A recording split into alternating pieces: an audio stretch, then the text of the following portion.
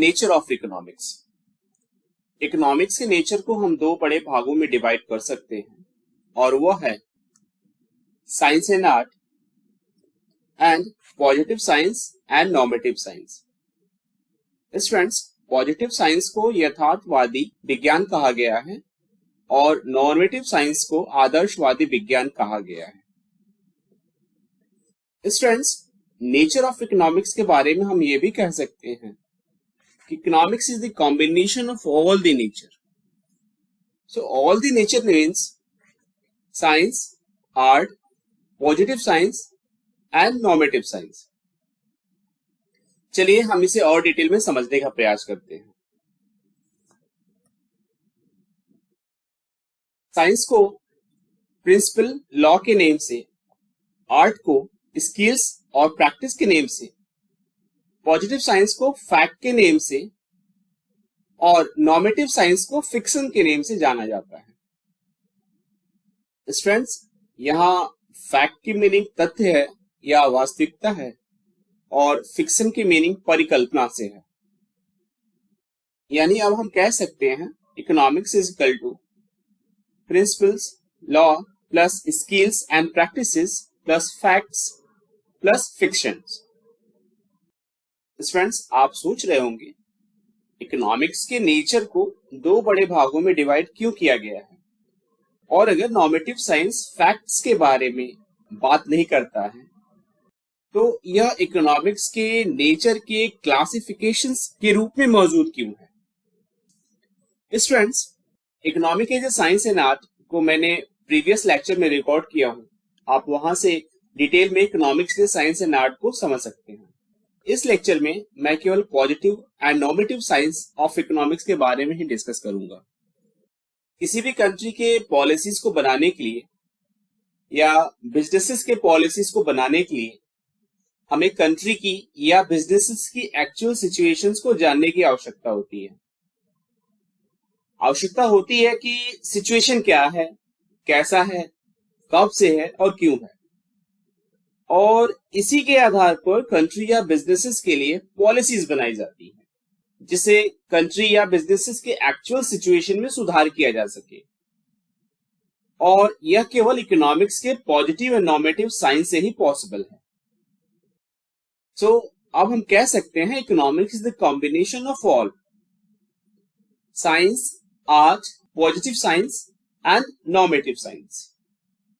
Economics is both science and art, and it is not only limited to facts or fictions.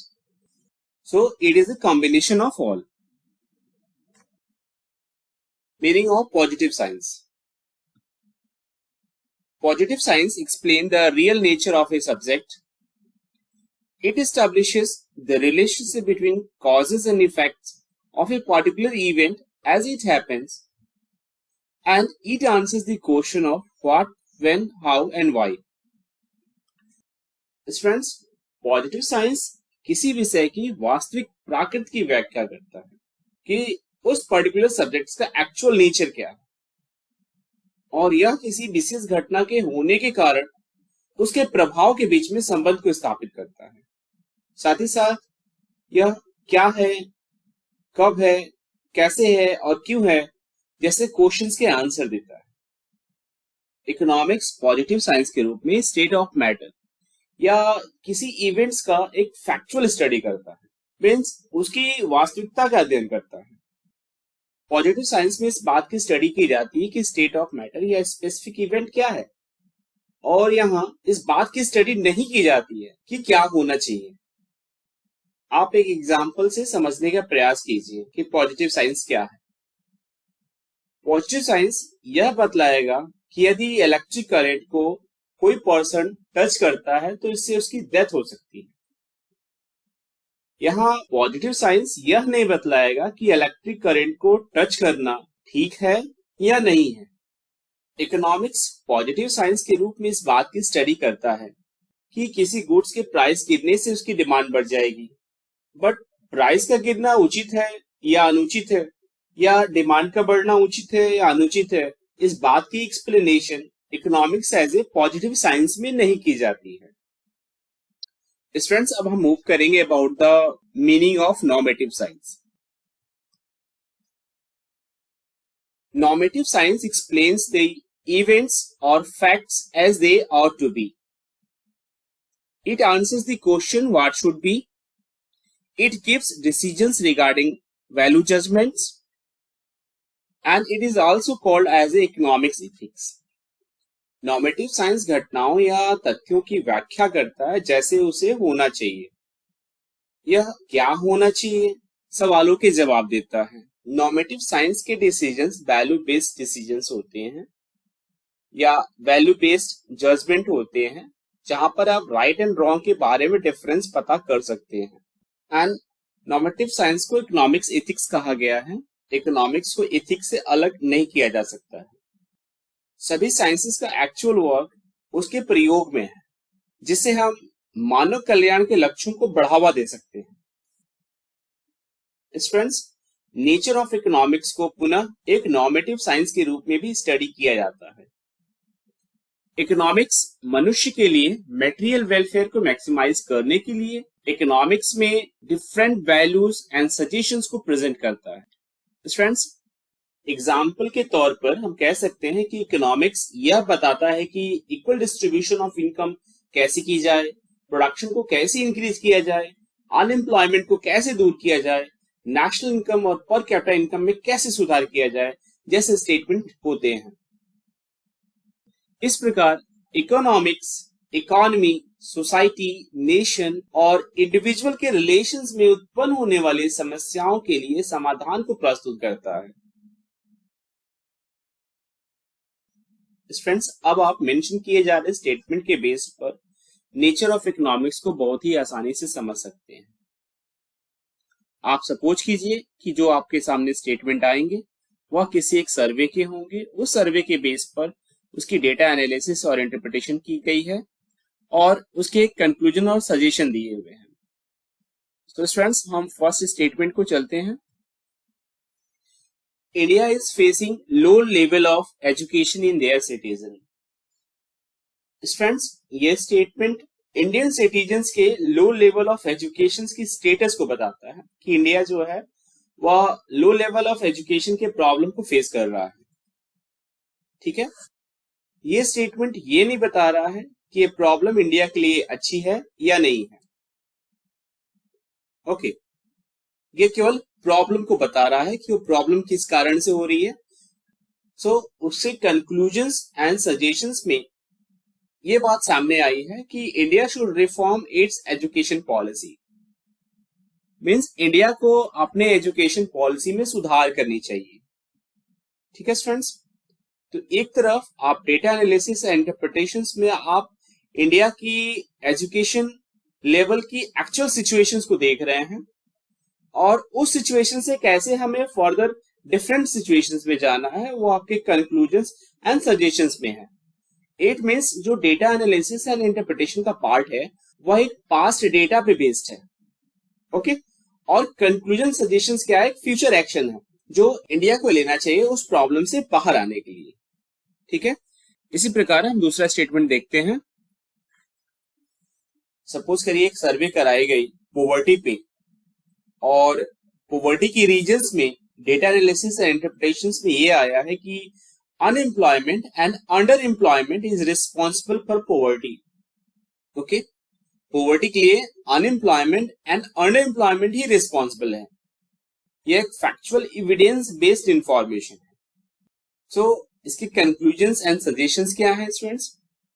To escape from poverty the poor need productive jobs that lead to higher income. So, reducing the poverty through the employment requires the three major thrusts. First is generate employment, increase employability, and make the labor markets more efficient. Conclusions and suggestions यह बतला रहा है कि poverty को दूर करने के लिए poor persons को प्रोडक्टिव जॉब्स चाहिए जिससे कि उनके इनकम को बढ़ाया जा सके और उसके लिए 3 सजेशंस दिए हुए हैं। ओके, मैं सजेशंस में मोर डिटेल डिस्कस नहीं करूंगा स्टूडेंट्स। ओके, तो मेरा कहने का जो एक्चुअल मीनिंग है स्टूडेंट्स यहाँ पर डेटा एनालिसिस एंड इंटरप्रिटेशन है, वह दोनों स्टेटमेंट्स में अगर आप ध्यान से देखिए तो ये एक पास्ट इंफॉर्मेशन पे बेस्ड है, जो एक्चुअल सिचुएशंस को जिस समय रिकॉर्ड किया गया है उस सिचुएशंस को बता रहा है। आप इस सिचुएशंस को आप स्टडी कर रहे हैं तो आप इसे अगर प्रॉब्लम समझ रहे हैं तो इस प्रॉब्लम के क्या सॉल्यूशंस हो सकते हैं, मतलब जो एक्चुअली आपने उस पर कोई सर्वे या रिसर्च या फिर आपने कोई एक्शन नहीं लिया है, आप पास्ट एक्सपीरियंस के बेस पर या सम स्टैटिस्टिकल टेक्निक्स के बेस पर आप फ्यूचर के लिए सोच रहे हैं कि ऐसे क्या कंक्लूजन्स और सजेशन हो सकते हैं जिससे वो प्रॉब्लम को हम टैकल कर सकें, ओके, या उस प्रॉब्लम को सॉल्व कर सकें। फ्रेंड्स, आप दिए गए स्टेटमेंट्स के आधार पर आप देख सकते हैं कि यह data analysis and interpretations factual evidence information पे बेस्ड है। मींस वो एक पास्ट रिकॉर्ड्स है जो एक्चुअल सिचुएशन क्या है या फिर कब से है या फिर क्यों है, इसके क्वेश्चंस के आंसर दे रहा है। और कंक्लूजन एंड सजेशंस वो एक नॉर्मेटिव साइंस को सोच कर रहे हैं, ओके, जो ये बतला रहा है कि उस प्रॉब्लम्स को कैसे हम सॉर्ट आउट कर सकते हैं, या वह जो सिचुएशंस है या इश्यूज है उसके लिए क्या सजेशंस अवेलेबल हैं। सो जो उसके सजेशंस है वो फ्यूचर कोर्स ऑफ एक्शंस पे डिपेंड करेंगे, ओके।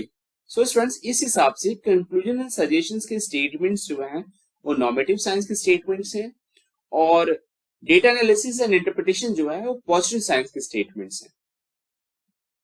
इट मीन्स फ्रेंड्स, जब भी आप कोई कंटेंट की स्टडी करते हैं जहां आप कोई प्रॉब्लम फेस करते हैं या कोई एक्चुअल सिचुएशंस को देखते हैं, उस बेस पे जो आप इंफॉर्मेशन परसीव कर रहे होते हैं या देख रहे होते हैं या समझ रहे होते हैं वो पॉजिटिव साइंस के स्टेटमेंट्स होते हैं। पॉजिटिव साइंस के स्टेटमेंट के बेस पर आप नॉर्मेटिव साइंस के स्टेटमेंट्स तैयार करते हैं। जब भी आप इस तरह के स्टेटमेंट्स के कंक्लूजन्स और सजेशंस को ड्रॉ करते हैं, वह कंक्लूजन सजेशन जो है वो नॉर्मेटिव साइंस में आते हैं। So friends, I am moving to next slides. Distinctions between the positive economics and normative economics. First is about the meaning. Positive economics only explores the facts, while the normative economics also suggest. So friends, here positive economics केवल facts की खोज करता है, जबकि normative economics उस facts को लेकर सुझाव भी देता है। Next is based on. तो positive economics is entirely based on reality and facts, while the normative economics it is merely based on the values. Friends, positive economics पूरी तरह से फैक्ट्स पर बेस्ड होता है, मीन्स तथ्यों पर आधारित होता है, जिसकी मीनिंग है कि यह सब्जेक्ट्स और ऐसे इश्यूज के लिए क्लैरिफिकेशन देता है जो बिना डिसीजन के इकोनॉमिक्स से रिलेटेड होते हैं, जबकि नॉर्मेटिव इकोनॉमिक्स केवल वैल्यूज पर बेस्ड होते हैं और यह स्वाभाविक रूप से व्यक्तिपरक होते हैं, जिसकी मीनिंग है कि यह इश्यूज के क्लैरिफिकेशन के साथ साथ इकोनॉमिक्स से रिलेटेड सब्जेक्ट्स पर जजमेंट भी करता है। Next is objective. Positive economics clearly define economic issues, while normative economics clearly define what should be.